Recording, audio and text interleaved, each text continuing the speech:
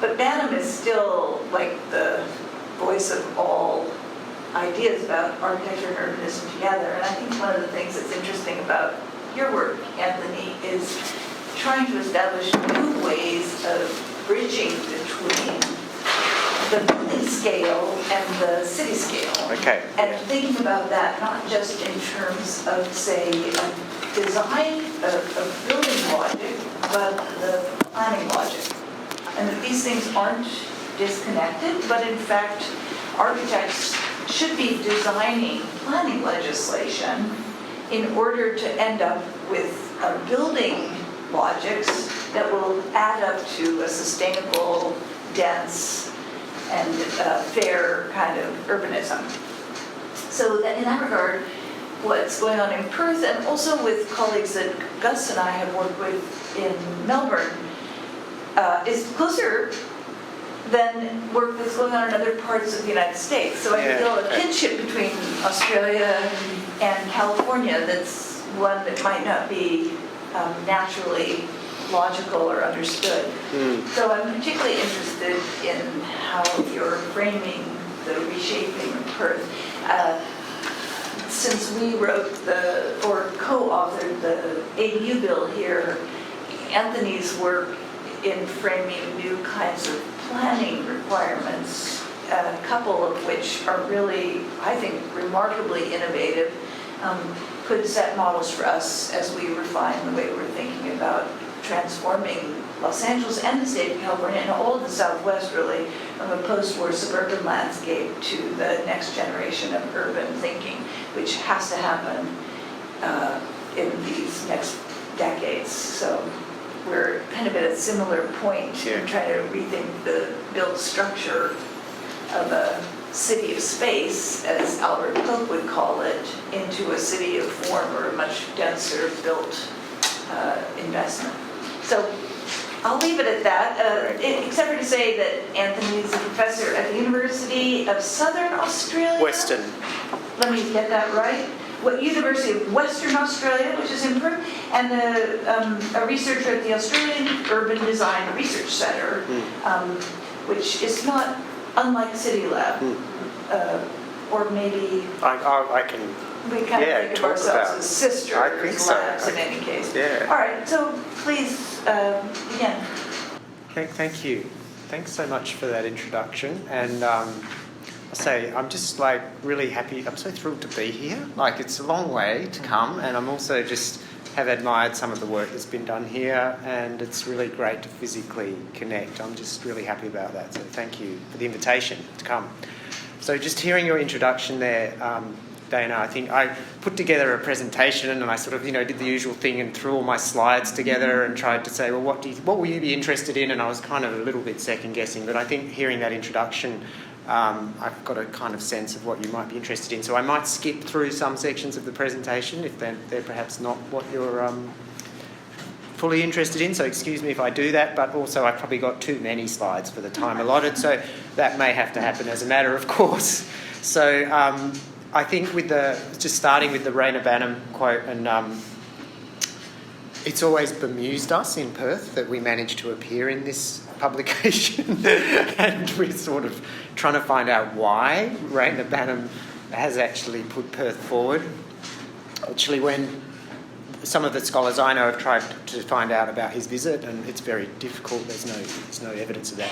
But I think when we come here, like when I come to Los Angeles, I feel like I'm in Perth in a slightly strange way, and I'll talk a little bit about that.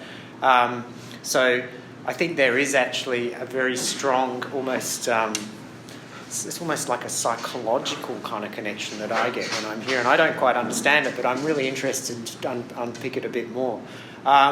So the title Backyard Bonanza probably talks a little bit about some of the infill policy that I'll be talking about, but this is a photo of Perth which makes me think this could be LA. Like in terms of the, and this is just an everyday photo that we took. One of the things I'll say off the bat in terms of this sort of sister city relationship is just there's something about everyone from Perth who comes to Los Angeles says it's the quality of the light, it's the colour of the light, that way that it renders the buildings, and that's the thing that everyone always remarks upon. So you can sort of almost see in this image here that sort of quality of the colour of the light and the canopy. So I'll just talk a little bit about Perth. I'll talk about our research centre briefly. I'll just talk about that Los Angeles-Perth connection. And then I'll talk about the policy, the urban infill policy. If we have time, I'll go into some of our engagement practices. I don't know if that's an area of interest for you in terms of participatory engagement, but it's something that's taken over my life of late, so I'm sort of interested in it. And then I'll finish with a couple of emerging endeavours that we're working on at the moment. Just so there you go. Perth is on the west coast. All the other stuff that you'll know about, Melbourne, we haven't even put them on this map because we exist almost as a different sort of country. We're on. I haven't got was that a pointer? Oh yeah. So we've got Melbourne, Sydney, Brisbane, and that's the kind of urbanisation sort of framework of Australia. We sort of sit alone over here.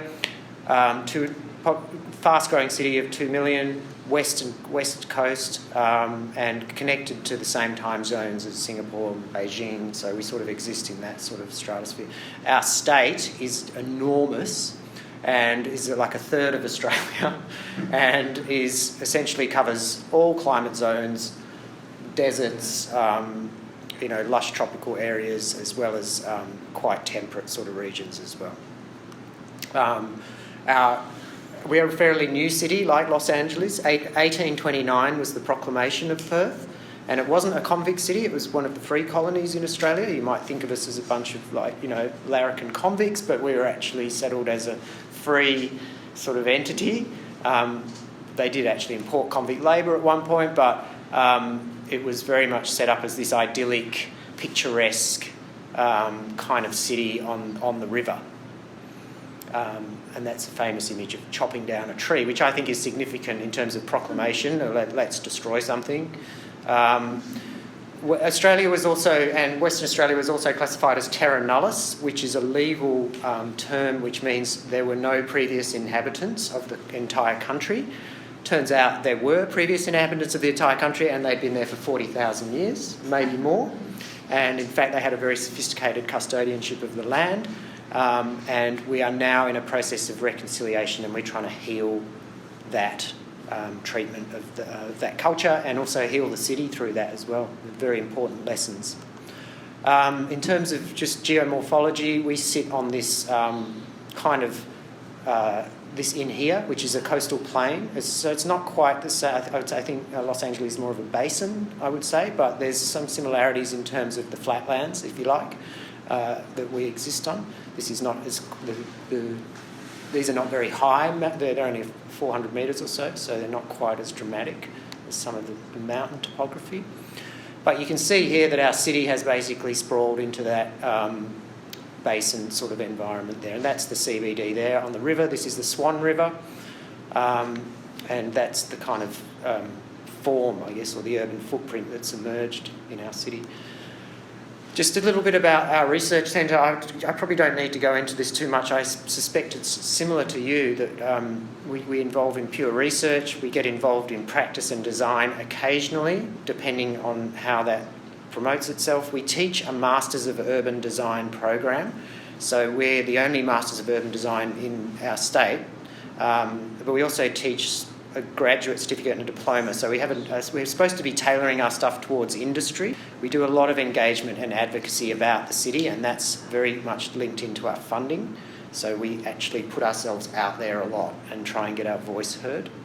And we sit within the architecture school, so we are similar to you, I think, in that. So it's nice to meet a relative. We're quite small too. I presume you are, but I'm not sure. But we have a few. These are our sort of permanent staff or more full-time staff. We have co-directors. But it's interesting because Bill is an engineer who does urban systems analysis and modelling. And Paula here is actually a population health. So our research has moved into health a bit as well, in terms of urban health and the relationship between policy. Just quickly about me, I thought I should just give you a quick brief there. I started out as a civil engineer, basically working for someone like Caltrans, I suppose you would say, the equivalent. and I did traffic engineering. I was kind of felt like I was undoing the city when I wanted to create it. So I studied architecture. I worked in architectural practice, but I didn't get to think about the city there either.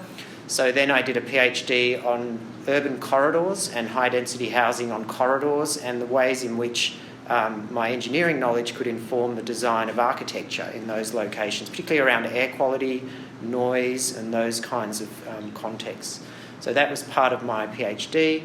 And then I became working in the Urban Research Centre, and then gradually, as I've worked in urban research, I've sort of moved out of drawing anything and looking at policy, planning policy, communication, the idea of social licence for change, and this idea of belonging, attachment, and getting people invested in change, because it might be different here, but if there's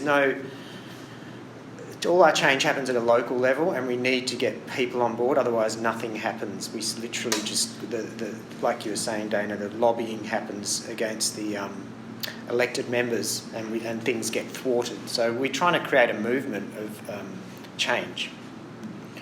Sort of ambitious. It's, again, now comparing Perth and Los Angeles, yeah, again, everyone, maybe you have an image of Australians as kind of existing in the bush and all driving cars around paddocks, but no, we're actually more urbanised than the United States, and we're in fact one of the most urbanised countries in the world. And we, I don't know if these figures, they might shout out if you think they're wrong, true, but I've managed to research California as being really highly urbanised, and Western Australia is also highly urbanised as well. In terms of our footprints, we're actually you're quite dense compared to us actually in terms of the Los Angeles urban extent. Similar car ownerships, we have a very car culture, but clearly populations are quite different.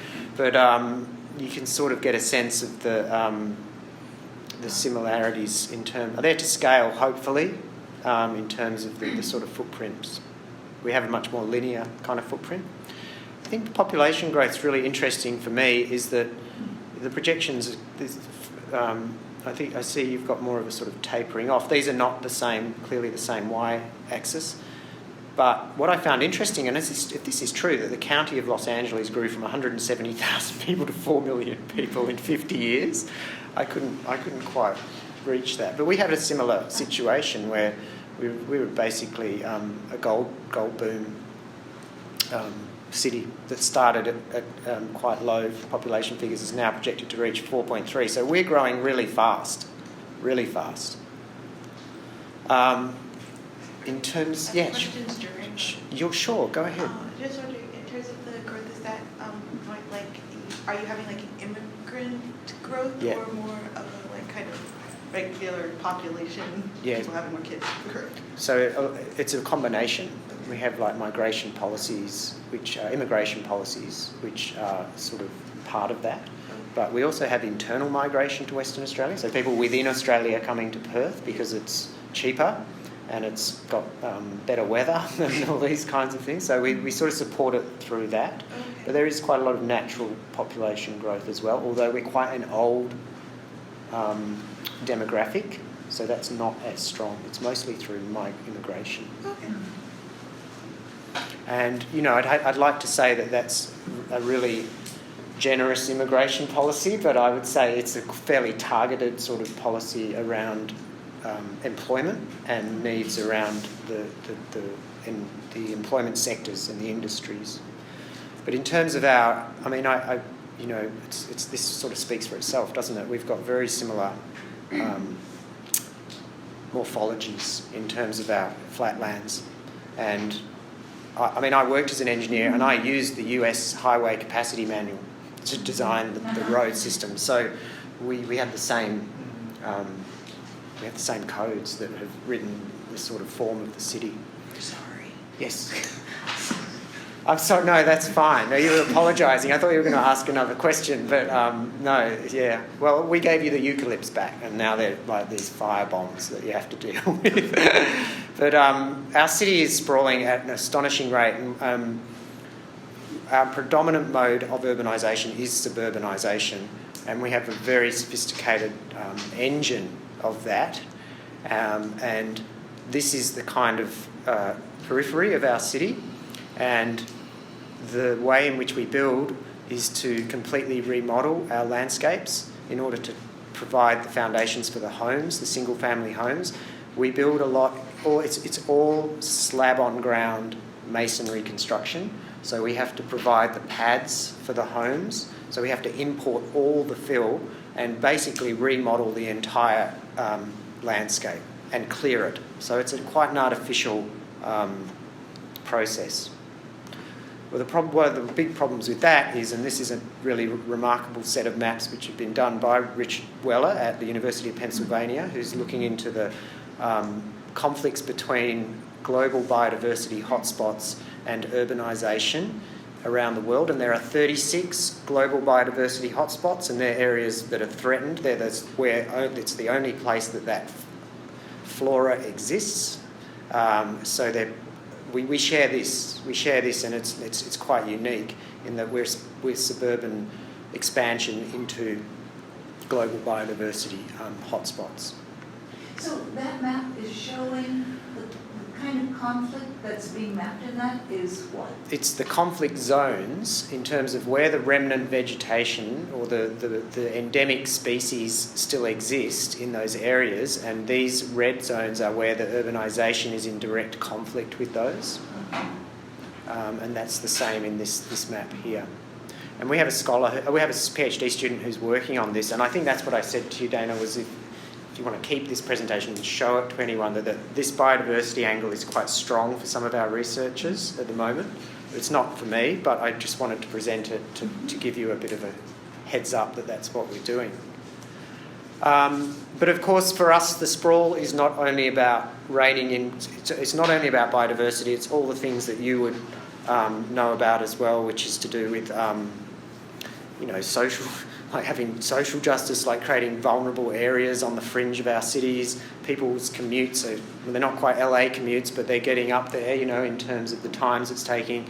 We're consuming we have a really large greenhouse gas emission per capita because of our vehicle use, but also like a lot of our energy is still coming from fossil fuels. So we're trying to sort of rein in our city, and I don't know if we can do it, but that's our mission at the research centre, because it's the biggest local mission we have, is to try and create a more compact city. And we've been talking about doing this for 40 years. So that's as part of the issue I have with policy now, getting involved. I'm like, don't we just keep producing the same planning document every 10 years and nothing's really changing? So trying to get involved in planning has become really important for us. And I was just speaking to Dana before, but we have this very powerful metropolitan planning instrument, and this is very different to LA from what I can understand, because this allows us to buy land, reserve land, well ahead of schedule. So you can have your road corridors in place like 10 years before you need them. But what that means is it's very hard to stop, because it's basically the pattern of suburban expansion is always in process. So the metropolitan planning is kind of preempting it years ahead. So people make investments in land and things based on this, and you can't suddenly stop it because it takes away their kind of their rights in a way, their capital rights. So this is like an engine of sprawl, and it's sort of celebrated as a sort of metropolitan planning model. But I'm interested in how we can redirect it. I think that's the big challenge, how we redirect it, because there's a tax associated with it which allows you to buy the land. So it's a neat thing, but it's really powerful. So I was trying to find out whether Los Angeles had a similar kind of mechanism. It doesn't. And the reason I've got this slide in is because when I went to have a swim at Venice on Sunday, I trod on a stingray, and it's my first swim, and Captain Rodriguez there was asking me from the lifeguard what I was doing while I was in LA, and I said I was going to give a talk on some planning issues, and he confirmed for me that he was quite an expert on urban planning, and he was able to tell me that you can't retrofit planning back into Los Angeles. It's like we've missed the boat. So I got my confirmation from the lifeguard, which I thought was a really cute story. and it hurt like hell. Yeah, you Oh. ended up in the hospital. I know, it was really, I didn't know. Again. I know, yeah, it was pretty sore. Oh. Anyway. We have very similar climates. We're both Mediterranean cities. So we've just moved these. So obviously ours is the inverse of yours in terms of months, but in terms of temperature, we're a little bit warmer. We probably get a little bit more water than you. We're not quite a desert. We're more of a sort of sand plain. But, we have some really strong similarities in terms of climate. And again, I'm trying to get my head around governance, but we have quite fragmented local governance, like a lot of small local governance, and that seems to be something that's similar here from what I understand, apart from the city, which is big and has the kind of engine. But for us, we're often negotiating across borders with local governments about coordinating approaches, which means precisely what you said, Dana. The developer might go into one area and go, oh, that's too hard, I'm going to go over here, where they're a bit more amenable to change. Sorry, is there, with the planning map that you showed? Sure, earlier, yeah. Is that, so they have... This one? It does, so they have one large planning map, but each of those are their own separate governments? Sorry, this one here? Yeah. No, Or is that one of that's those? one. That's the state. Sorry, I Okay. probably didn't make that clear. There's the state and then there's the local. This is the state who runs this. So we have a centralised planning commission, which is the state planning commission, and they control this sort of metropolitan region in terms of infrastructure and land use. But when it comes down to actually doing things on the ground, like a development, then that gets administered through these guys, which are the local governments. Well, it's totally reasonable to be baffled by that because we don't have anything like that. Okay. I was like, you guys all work together on one plan? That's Yeah. amazing. I was No, like, what did you We have do? this big plan. I know. Like It sounds idyllic, doesn't it? Yeah. Maybe our colleagues in planning, Kenny and Gus both went to planning school here, would say differently, but there's hardly a plan in the state of California that has ever operated as a plan. I mean, that actually people followed. Yeah. So we don't really even know what planning is in that sense. Yeah. Okay. Well, we have too much of a plan. That's what I sometimes I see say. what you're saying. I see. Yeah, we have never had that problem. It's not flexible, I suppose, but I'm Yeah. interested in if we can divert it because Uh-huh. it is powerful. Interesting. So that will be a little project for me over the next 25 years. Mhm. So in terms of our infill, you guys, I'm sure you have the same sort of things, but we sort of focus our infill either in like TODs or nodes, or there's corridor development, or there's this more dispersed kind of area approaches, but just in terms of trying to make it like typologies of infill, I guess, so that we can sort of talk about it and communicate those things. This is a typical example of how our suburban lands have been transformed over the last 30 years. And that's through blanket zoning approaches. So there's no design, there's a little bit of design in terms of how high you can go, but in terms of the types of, I think, the dingbat was the kind of, this is sort of ours, if you like. It's a sort of one-storey carpet of nearly connected villas, but it just sort of rewrites the kind of the landscape. And it also, we went in and started studying, so that's between 1983 and 2019. So we went in and said, there's a lot of criticism of this by the community. So we went in and sort of tried to understand what was actually happening, and we analysed and graphed certain performances, I guess, of what had happened. And even though we're getting more homes, we're actually doubling the hardscape areas. We're halving the tree canopy, and we're doubling the amount of driveways. So we're sort of eroding the public realm as well through giving priorities back to the vehicles. There's a couple more and there's a proliferation of what we call residual areas, which just are weird setback areas that no one can use for anything. So we were managed to put some numbers behind the criticism that was levelled at this type of development, and this is the kind of basis of trying to come up with a different way of doing suburban infill. That was our evidence that we gathered from this and published. The other thing was, well, I've just been watching architects draw great alternatives for this type of development for many years, like fantastic courtyard models, and we've got so many of them, and none of them seem to be having an impact on mass housing in the market. And I'm like, clearly we need to get involved in the design of policy that create the conditions for this stuff to happen, or at least encourage it, rather than just drawing them and then putting them into a publication. And I don't want to sound like too critical, but it just made me go, come on, it's time we got involved in planning and thought about that nexus between planning and architecture a bit closer. So we did the Fremantle project, which is the Frio alternative. Fremantle is, I was saying, is kind of Santa Monica meets Venice, but a small version, like a baby version. It's 30,000 people. The most diverse, the most left, the most green part of our city.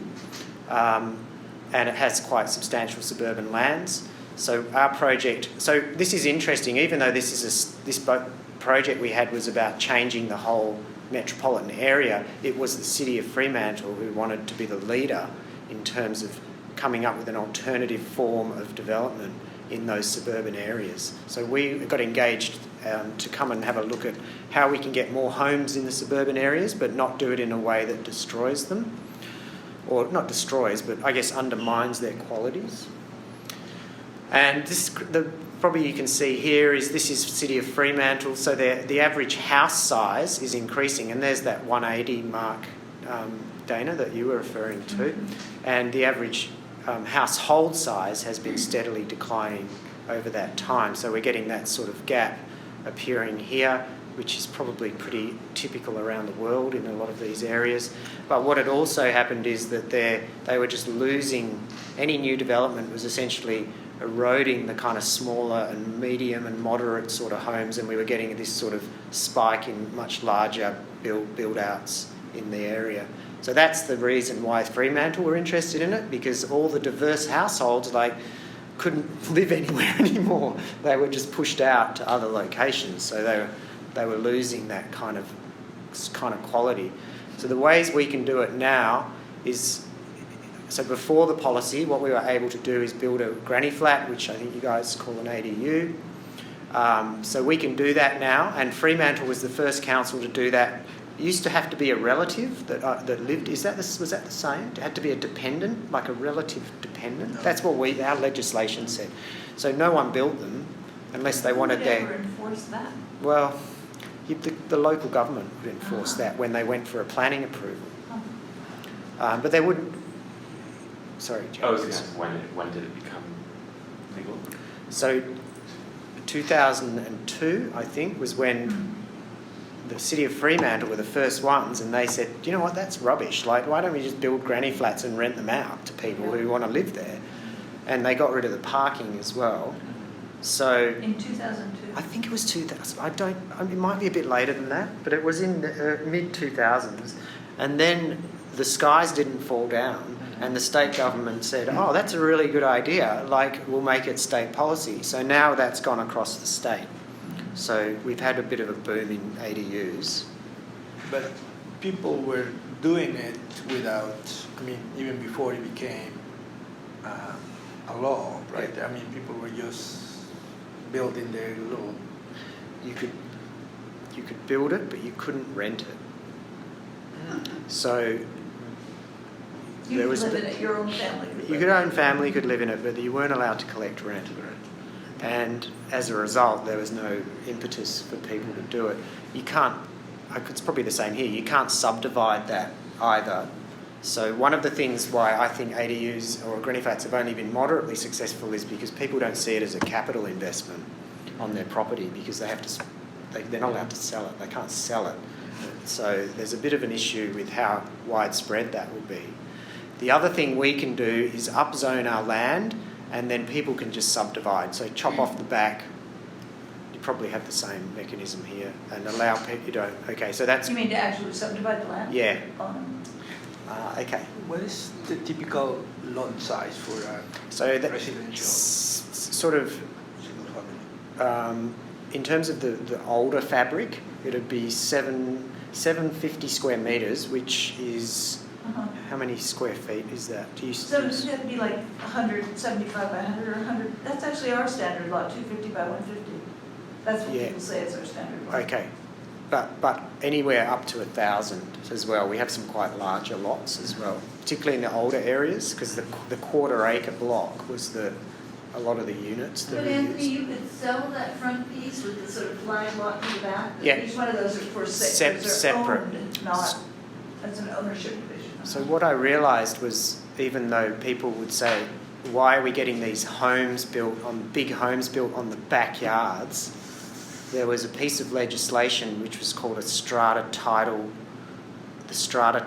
Act, which essentially allowed you to just, as long as you provided services to the rear lot, you could sell the lot without a home on it. So it effectively, a lot of the what we call mum and dad developers, people like homeowners, they just literally cashed in because they could just sell off a piece of their land without having to really go through the messy process of building anything on it, which would put most people off. So it just ran like wildfire through the suburbs.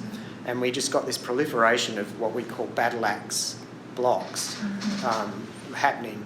And often they were larger homes. But that came down to that piece of legislation which allowed people to do it.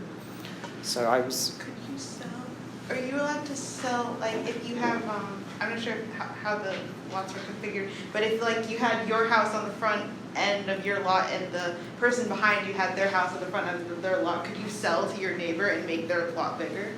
Yeah, so you can amalgamate Yeah. sites. You can do Yeah. that as well. That's Okay. that's complicated because it means negotiating with someone, which is always in suburban lands most people puts people off. Like good fences make good neighbours, right?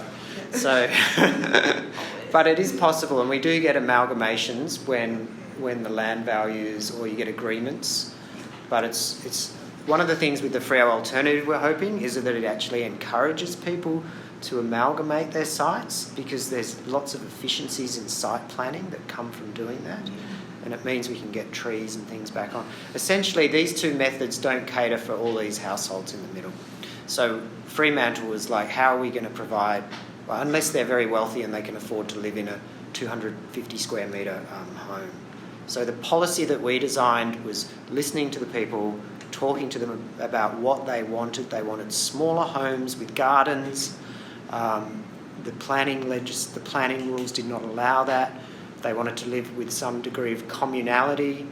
They wanted to sort of have a more kind of compact lifestyle, but in good locations. But there's a lot of people don't want to live in apartments or condos. I guess it's the same sort of thing. They want to live in somewhere with earth attached to their home, and I don't know whether that's just it's sort of a next phase of suburban imagining, I suppose, for these people. So we thought that was great, and the city did that. We did a research report where we started looking at the planning controls that could be invoked in order to promote smaller and more diverse housing. So we basically looked at all the ways in which planning describes land in terms of numbers. And then we went out and did all this testing, and this is a bit of a difficult slide to read, but what we would do is look at the parking ratios, we'd look at the open space or the site coverage ratio, we'd change that, we'd see how far we could push that. We worked with architects to try and figure out what was the thresholds for that.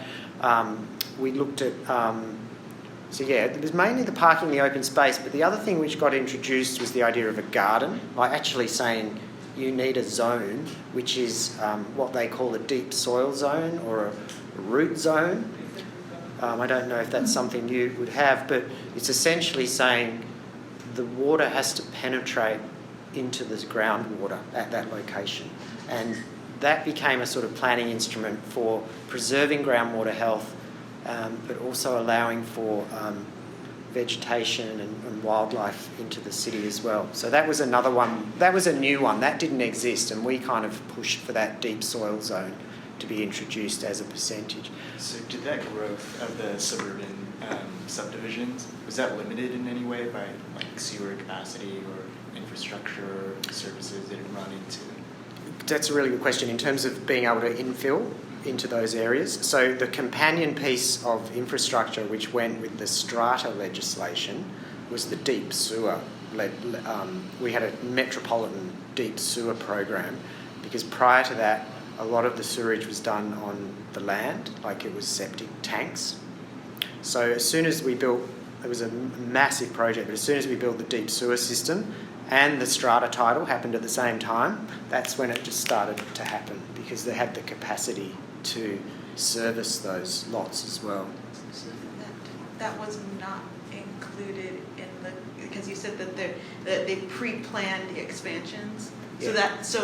But the infrastructure wasn't included in that pre-planning? No, it was. It was. It was just more of a case of the reserves were there, but they hadn't committed to funding it. Okay. And it was a huge project. And because the city had grown in a different way to the plan, because it meant resumption of land was required. But the deep sewer program, I mean, it always comes down to this. It's interesting how those things like sewerage and land to subdivision rules create the patterns of the city rather than the will of the designer or even the planner to some extent.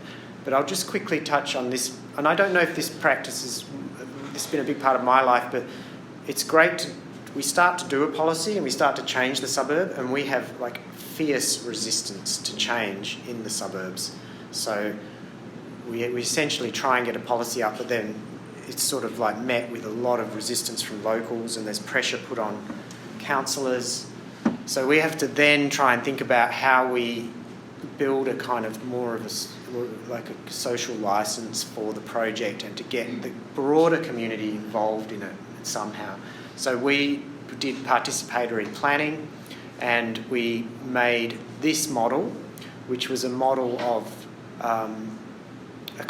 we based it on a Fremantle suburb, and then we kind of created a set of planning challenges, and we got the community to come in, and not the community but stakeholders who are involved, who aren't necessarily architects or planners but are professionals. They might be service engineers or people like that.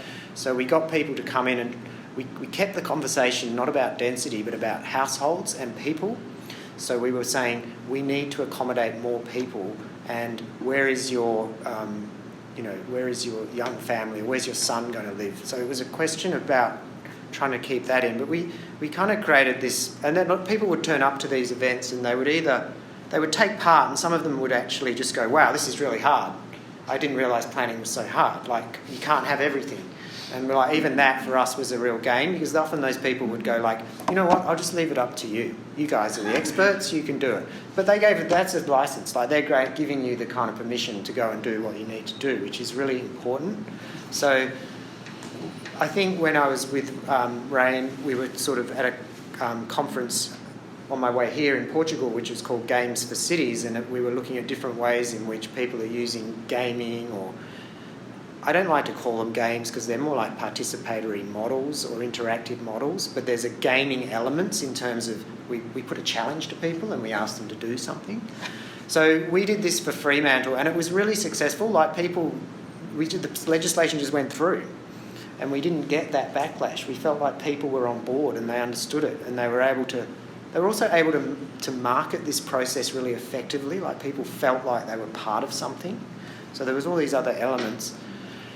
And that was like, we had the tiles which represented gardens, solar panels, outdoor areas, so people were able to experiment. It's a magnetic board. So that person has managed to accommodate like 10 households into their area. And again, the sky didn't fall down, like they weren't having to build skyscrapers, even though they've more than tripled the density. And they've been able to plant more trees. So there was just a sense of this really gave us a lot of data around the kind of values that people have in terms of changing their landscape. And then this was actually another iteration of it we did, but these were these were the rules. So we did create kind of game elements, and we chose the pieces. And like any project of design, the limitations and the number of choices that you give people has to be really considered, because if it gets too complicated, they won't take part. So there's a lot of design thinking in making this, and it's all on a grid.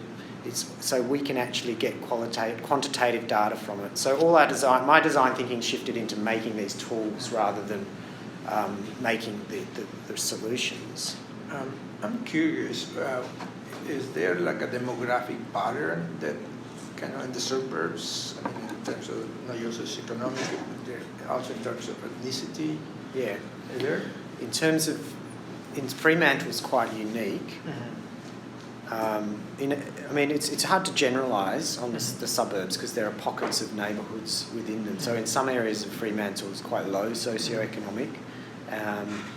In terms of ethnicity, it's probably one of the richest and diversest, but a lot of European migrant families, but also quite high Indigenous population. But I'll talk a little bit about that in a minute because that's an important part of our work moving forward. So I'm just conscious of the time, so I don't want to take too much of your time, but what we found from this process, and we've run this process now in many local government areas, and we basically get people who just they basically keep the fences and do very small insertions or changes to the existing urban fabric. There's about half the people do that. The other half of the people essentially wipe the whole suburb and start creating some sort of community village ideal. So there's this really strong desire to live in micro communities, and I think it's like rewriting the suburb or reimagining what the suburb could be and how people could live. So that's informed quite a bit of our work now, is how do we move towards this, enabling that type of development in the suburb, however that should look. That was the sort of the brochure for the policy which came out of this, and I'll quickly go through a couple of the policy settings that we came up with. So this one's important because it essentially says you have to have a minimum lot size of 600 square metres. So I'm sorry I don't have the imperial numbers for those, but if anyone's quick, I know how to do it the other way, isn't it? Times 10, like. Are you doing how much is 60? 600 square metres is 6,000. 60 by 100, 6,000. It's 6,000, Yeah. square feet. More. So 10 times it by 10. So you could have 3 dwellings if you had a minimum lot size on that, and then every 150 square metres above 750, you could add another 1. So this is where we were hoping it would encourage amalgamation, because if you get a lot larger lot size, you can end up with quite a few dwellings. But we're yet to see, this has only just been gazetted, so we're yet to see the impacts in terms of projects at this point. The open space one, or the site cover one, is really, really important. And these are just simple rules that exist. So to change the site cover, which is currently 50, so the open space was 50%, which means site cover's 50%. We changed that to basically saying that, that under these rules, we were really aggressive with our open space. So we said you can only have site cover of 30%, which sounds really punitive, right? But essentially, you can relax that if you want, but only if we get good design responses. But it's a way of saying to the draftsmen and the people who would just bang out those pretty poor quality designs, you need to think about what you're doing. And that's the point. It's like a punctuation mark in the system. And that's why we did it. So if we rolled this out at a metropolitan scale, we might look at revising that, but this was more of a sort of, let's make a point and say you need open space. You need to think about smaller footprints, more efficient dwellings. So that's the way it translated down to this percentage number. The trees and landscaping one, you have to plant at least one tree, like mature tree, because typically what would happen is they would demolish most of the trees. And then a minimum of 25%, so a quarter of the site has to be garden. deep soil zone. So that means we're trying to protect the groundwater and protect the soil health in the suburbs as a kind of approach, and also urban cooling as well to encourage that, because our summers are hotter than yours, and the urban areas are 3 degrees hotter. So we're getting up to 45 Celsius in some areas. So which is really, so we end up, and that what the flip side of that is we get air conditioned boxes and we use fossil fuels for our power. So they're just, greenhouse engines of emissions basically. So this 25%, and we had to distribute 50% of that had to be on the rear, so that we were trying to encourage the retention of the typical backyards. So did your center do design testing of these laws, these rules, that there were in fact possibilities? Yeah. Because it sounds like a Rubik's Cube kind of model, but Yeah, it's not people so are hard. familiar with open space, and people. The idea of deep soil zones was something that's been talked about before in legislation. So we were able to do, we did more just volume testing, we didn't do design responses, but you can actually achieve quite a lot with those.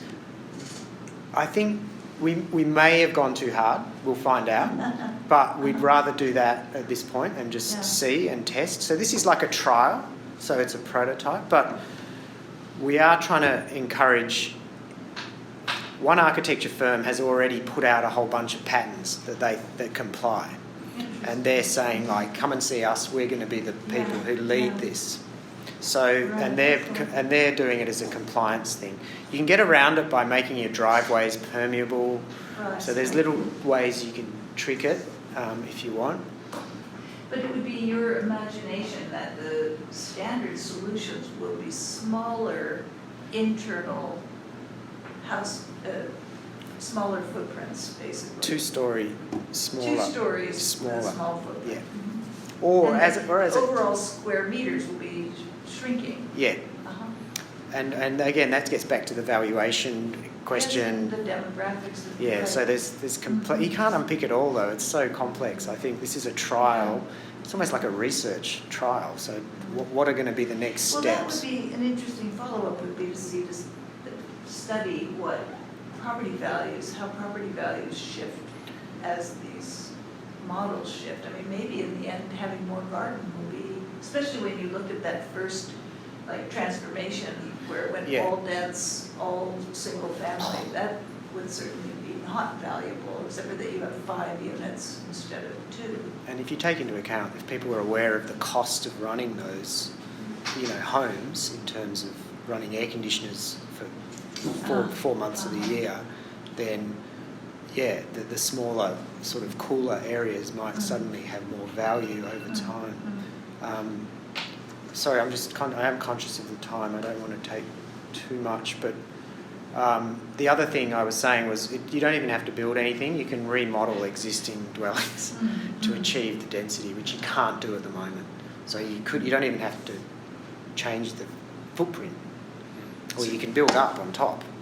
So that's more interesting to me, is how it might change the way we use existing homes, which are quite large. Yeah, they're just changing our ADU law to add a 3rd unit if it's carved out of the existing home. Okay. So that's similar. Mhm. It's quite So similar. there's no separate design review. This policy is just relying on the design guidelines for an area. Sorry, it's relying on the...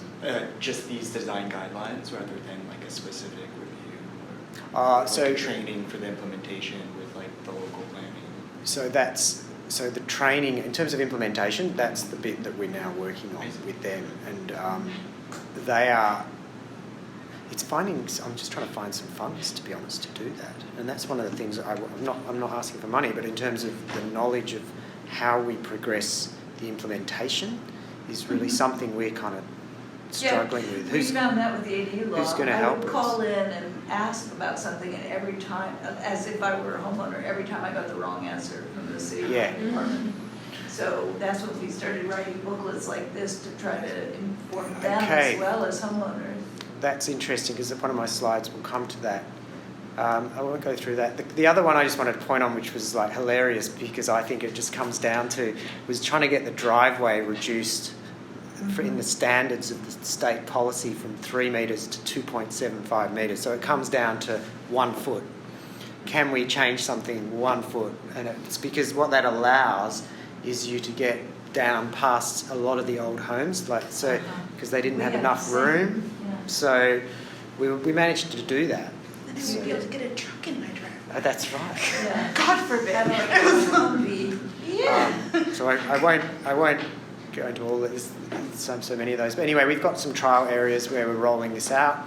It's only just been gazetted by the minister. We were quite shocked that it got gazetted in the end, which is making it law. But we've got quite a good, we've got a sort of, I guess, the equivalent of a more progressive state government at the moment. So they are looking at housing seriously, and they understand it's important to try things, which is fantastic. And there's the actual policy itself, which, that's what your work comes down to. Well, they were quite colourful, which is not typical of a policy, but it's the rules and regulations. But the whole of the free alternative is in those 2 pages. No, it's about 7 pages. Still, that's pretty good. Yeah. And just, so I just wanted to mention as well that we've actually now got a state planning policy, which is design of the built environment. So this has been going on for years, trying to get design into the state as a kind of policy.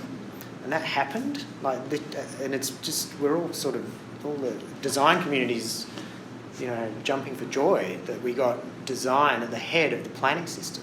So now all the projects that are coming through are getting reviewed on design merit, design principles. So if the road authority wants to build a new bridge, they have to take it to the architects. So it's a really great step for us, and hopefully it'll uplift the whole sort of quality of our urban environment. I don't think we've really got time. How much time? Well, I think we have another group coming into this room. Okay. I'll quickly what I'll do is really quickly go through the next 2 slides, and if we want to talk about them, we can. But essentially, we've been doing so many of these collaborative design exercises now with communities, a whole range of topics. It's just taken over our work. So it's been phenomenal the last 3 years. We've just been doing so many public space projects, and the last one we did, and I'll go through these quickly just so you get an idea, working with seniors about housing needs, just working with kids across a range of ages, apartments, collective kind of cooperative housing models for apartments, precinct planning and TODs, public realms and main streets, working with communities, envisioning. And this one, which is kind of a really exciting one, was we got invited to go to Uganda in this year, which was to look at a new rapid city development in Uganda. And an anthropologist invited us because saw our work and our techniques and thought they would apply really well to this African context where they typically don't make collaborative. They have very weak planning systems and they're quite hierarchical and there's no collaboration and discussion. And so we sort of went there, to be honest, we didn't really know what we were doing. We'd made these tools and we tried to make them flexible, but we didn't know the culture. How could we assume that what we were doing would be relevant? But it turned out that the local decision makers really engaged with the practice because I think it allowed they would just recognise that other people could get involved in the discussion. They were able to also spatialise their ideas, which typically doesn't happen. We have one person at the front of the room speaking all the time.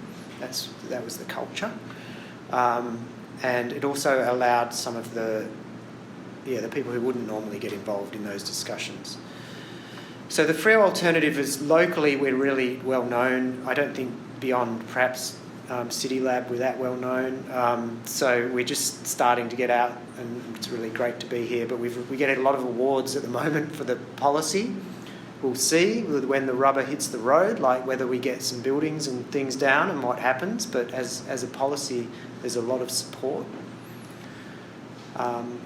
And so there's 4 projects emerging for us at the moment. One is to formalise this idea of a city planning tool for rapidly urbanising cities, and to build on the success and proof of concept that we got out of working in Uganda. And we've got some really interesting partners now interested in that. That's currently in for funding, and we will see how that goes. The other project is just documenting everything we've done over the last 3 years, because we literally haven't stopped. And we need to stop and think about what we're doing. We've been asked by the Department of Communities to look at Indigenous housing in our regional areas. We have a very conventional design brief for Indigenous housing, and it literally they don't take care of the homes, because the homes don't allow the patterns of living. They don't support kind of the family structures. So they want us to see if our collaborative tools can be used to revise the briefs for these urban design and the architecture of those. And it's a really significant issue. The life expectancy of the Indigenous population in Australia is about 48, and the white, or everyone else, is 83. It's a real problem we have in terms of reconciliation and addressing, I guess, that gap. And this was the one I thought would be of interest, or maybe you can help us, was that how do we provide, like when you're calling me up and saying, hey, how do I do this? How do I do the Freo alternative? Because I love the idea that we need this service, we need this centre, and we're currently lobbying with the Department of Housing at the state level to see if they can get some interest in that in terms of creating it. So that's a project we just sort of progressing at the moment as well. And I guess the last project is this idea of play and gaming and cities as a more theoretical kind of project to try and understand why what we've been doing seems to be working. And that's more of a theoretical project at this stage, which is looking at elements of... I've just started developing this framework around how the practice of collaboration allows us to co-create spatial plans and policies. And these are the principles that I've landed on at the moment, which is through literature review.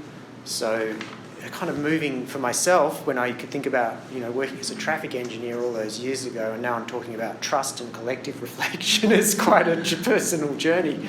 But these are the sort of principles we're trying to use as a framework to try and understand what we're doing and why it's being successful.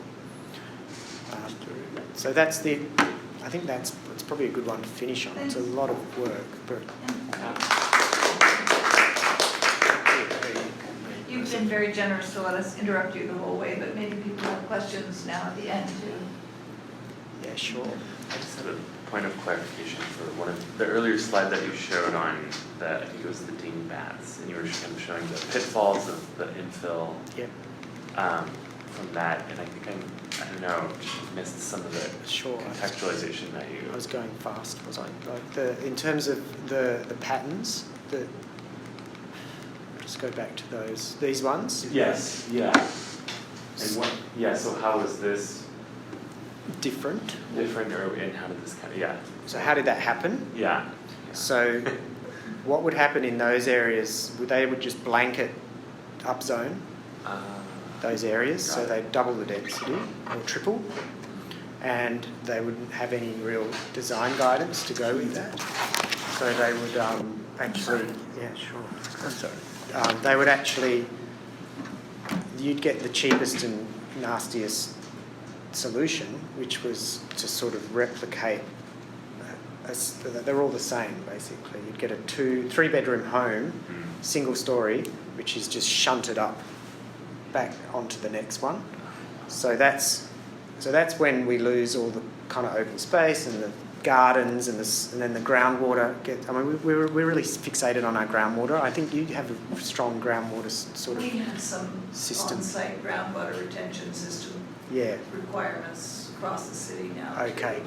To try and It keep. would be like your deep planting zone, but we have water retention requirements on Yeah. residential sites as well. Okay. So They can build like whole, like almost septic systems for groundwater, yeah. Okay. but you wouldn't be able to do it on these. So those are all rental. I mean, if you No. build 4 where there was 1, No, you can subdivide them. it's a small subdivision. Yeah. So you can do, like I showed you, the one that had the 1 at the back, That was what you call the battle axe. the battle axe. So these are essentially what we call groups, group housing. We don't have a good name. Dingbat's better, or our dingbat, but it's more.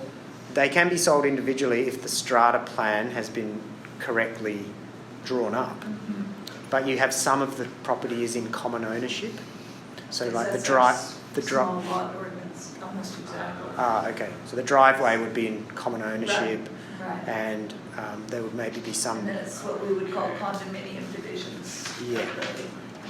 So, but This was what really, this kind of densification preceded our ADU law, and we did a series of design tests. We didn't do it at CityLab, but it was done in the city. This is James' law. A bunch of architects got involved to see how that kind of development might work. okay. And it was faulty, I think, in the end. I mean, it was not, this is all single story, you say. Mostly, yeah. So that didn't, ours was 2 and 2.5 stories. But no one liked it in the end. I think just for the reasons you're talking about, even though there was a certain amount of design testing, which is one of the first zoning laws in Los Angeles that really got thorough design testing to start, and it didn't exactly work. I don't know if anybody will ever go back and study that.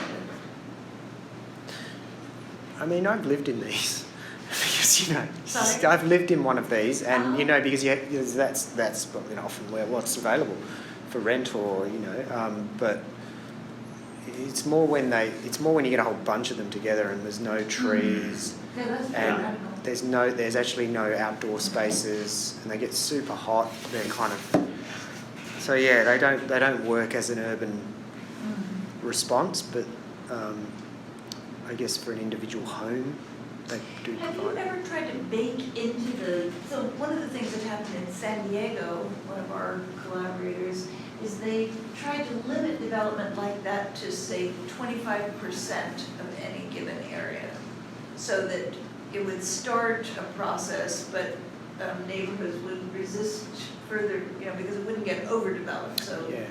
and no one in the San Diego area that was getting these kinds of neighborhood input to limit development, they never hit 25% of the lots. So it was a very effective Okay. additional kind of planning strategy. Yeah. You see what I mean? Yeah. I didn't explain that right. You mean you just limit the percentage that could be done within an area? Yes, that's right. So Okay. they would designate an area, and they'd say, what are these called here? You call these Grouped houses, grouped or houses? So they'd say no more than 25% of the lots in this area could get grouped housing. yeah, And so then the first, 25% that applied got them. And then the neighborhood could kind of recalibrate and say, oh, this hasn't made any impact on traffic or shade or whatever the issues were, and then Yeah. might up it. But in fact, they never hit the seemingly low limits that everyone was afraid this would happen. But in fact, they didn't even get, the low levels that they limited it to. Okay. Well, I think it probably. I'm not aware of that, but it may happen. But a lot of our rezoning is just done in very blanket ways. So, and in fact, a lot of the areas are already rezoned, and it's just waiting for the land value when I this see. becomes profitable, Yeah, and sure. it just goes and it just flips. Yeah. We're working So- in a neighborhood like that right now, and it's just at the tipping point where it's all gonna go. It's gonna go. high development. So the other thing is, once an area is rezoned, because it affects the property value, then the expectation of the individual owners is that everyone gets that. So So would you say that the kind of work you're doing in the Frio model yeah, is a kind of performance zoning? Is that what you would call, are we? Okay. performance zoning, as Yeah, so in now there's a lot of talk, or there has been for the last, Ken, you may know more about it than I do, but a lot of talk in the last 15 years in the United States about performance-based zoning, which Yeah. would have to do with things like water retention and, planting and Yeah. shading and, So then it would be, because it's trying to set performance standards, uh-huh. I suppose, through planning controls. Yeah, so I would say that's true. But that's not a term you use. No, it's not something we use. Performance-based zoning, is that what Yeah, you call that's it? what it's It called. seems to be familiar. I probably read it, but we don't use it. Kind of came out of the new urbanist stuff. Okay. There's many other stories in our city about planning, but I focused on this area one because it's what we tried to address through policy as our first Yeah. approach. So we'll see. We're at that point where we just The follow-up studies are ones that, now I feel like we really need those, like Yeah. the ADU law and its new iterations, which is constantly evolving. Like, is it working? Like, what would it mean for it to work? First of all, that it would happen, that it's happening, that much we know, but we actually haven't we don't have any data on certificates of occupancy here, which would be the end of a building process. We have permits, which is the launch of a building process. So we know there's tons of permits being issued. Yeah. But we don't know that there are tons of people who actually have achieved that and, finished the construction. Yeah. Those have to be coming in now. It's 3 years out, but I haven't seen that data. We haven't been able to locate it. So that's the equivalent of an approvals data as opposed to a occupancy, like, is that data available? Like to see if Should be. someone, okay. Should be. It's all in the planning department. We have Open Records Act, so Okay. Well, we're probably at the point where, like you said, we could start to track land values yeah. immediately, and we should. Well, I'm really interested in how we might rethink planning as a design tool. I think that's a step beyond what we've been doing here. In the United States in general. That was something that the guy who was dean here did in New York. New York's the place that's done that best, where they've really implemented. Now I can't think who the mayor was. It'll come to me. But Which year? sorry, The mayor for which year? like mid-60s. So there was a time when urban designers were working in New York in particular to set up much more intricate zoning standards and specific plans in order to achieve, material results, like massing that was, much more shaped and crafted and, but I think every attempt to do that since, in lower densities has really proven legislatively so complex that it slows building down enough that it's risen, the costs have risen so dramatically that really everybody's been, bumping up against it. And Design review boards are notoriously difficult to move through in those places where actually good design is valued. Yeah. I think that idea of that service, or whatever that is, like, because we've often spoken about the pattern books, the fact that an architect has gone off and started to design patterns that could fit this, our thinking was that it would be useful for us to try and reduce that complexity or that. So, and that's essentially through providing even access to financing, and we're trying to see how affordable housing might integrate, because I don't know if you have we have a shared equity loan system where the government will own 40% of the property, and then you only need to take out a loan on, say, 60% of the value of the property. So it actually effectively really reduces you have to qualify, but it really reduces it's called shared equity. It's been really successful, and I've got a meeting to see if we can get shared equity partners involved in the development of these projects. I don't know how it'll work. But Yeah, but now you're talking about, like, the ways to gain affordability has much more to do with the financing yeah, than anything else. And I think as in architecture, I've always tried to make it about construction systems or modularity and until now it's just at a level, like to build one affordable unit in Los Angeles costs $650,000. That's the cost. And in San Francisco, it's closer to $800,000. So there's nothing affordable about that. no, And, we don't have enough subsidies for it. So until we get into land trusts and shared equity systems and different ways of thinking about ownership, yeah. not just of the land, but the whole thing. There's also the build to rent models are coming into Australia now, and I don't know enough about those to be able to talk about them. Huh. They're more, I think they're to do with development that is specifically,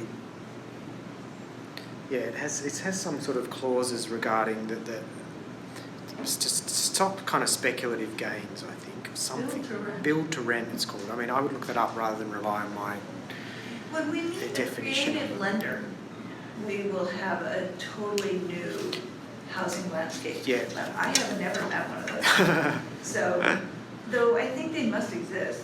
It's Well- just that they meet up with a bureaucracy even bigger than, say, the building industry. Well, The banking, It's the the banking lending industry. industry, banking industry. I mean, there's still this sort of terror about the Great Depression, which is 100 years ago almost now. The- But that still governs lending practices here. so most of when I try and delve into this thing, it's the valuation. So in terms of, it's loans, is you're taking a loan, if you want to do, literally one of the architects who was trying to do a different project, the valuer he just walked into the property, asked them how many bathrooms they had and left. And then That was it. That was their valuation Crazy. consultation. Oh my God. So the quality of what they were doing or the ambition for them was, that kind of was pretty stark. Creative lenders, the shared equity scheme we have is we have the state government essentially is the bank. That's it. They- Yes, that's right. That's like Canada. Canada, yeah. Yeah. So they, Well, so the one thing that I would say is very optimistic here, and I don't know if you've hit it yet in Perth, or if you will, is that, as I was saying to you earlier, the housing crisis is so great that the development industry is innovating. And I think that's kind of what you're talking about, Asher, maybe, but, all kinds of new, what they call product types, from micro units to co-housing yeah. and pod shares are now coming on the market, even though the lending industry doesn't make that at all easy. But Yeah, because of investment capital, that's basically a tech-based funding model, yeah. there's new prototypes coming up. So which has always been the case with the lending industry, they follow long after they've seen something work Yeah. somehow. So I feel like we're getting new housing types, which we've sorely needed for 50 years. And that could end up generating all kinds of innovative, it's already generating innovative work. And it will impact on the lending I think it will industry. eventually. Yeah. Community-based lenders are already doing things that are slightly out of the norm. Yeah, okay. Well, that's good, that's good. Just know. Anyway, we should take you to lunch, actually. Great, So awesome. I'll let you go, but thank you again. Thank you. Talk about Robert